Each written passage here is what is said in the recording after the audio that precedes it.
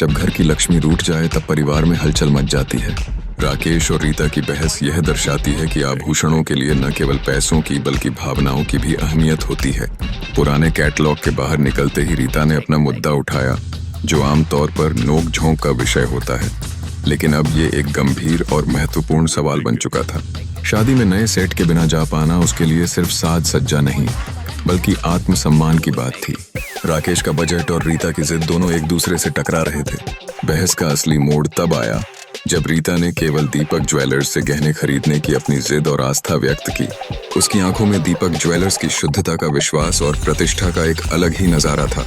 रीता का कहना था कि उसके परिवार की परंपरा में दीपक ज्वेलर्स पर भरोसा किया जाता है, जो पिछले कई सालों से उनके परिवार के लिए सोने की शुद्धता की गारंटी बन चुके थे। राकेश के लिए यह सवाल उस सत्य के सामने खड़ा हुआ कि क्या वह अपनी पत्नी के भावनात्मक पक्ष को समझ सकेंगे। अंततः यह केवल आभूषणों का मामला नहीं था, बल्कि एक दाम्पत्य रिश्ते में विश्वास और सामंजस्य का पोषण भी था। राकेश ने महसूस किया कि इस बहस में न केवल गहनों का महत्व है, बल्कि किसी परिवार की भावनाओं का भी।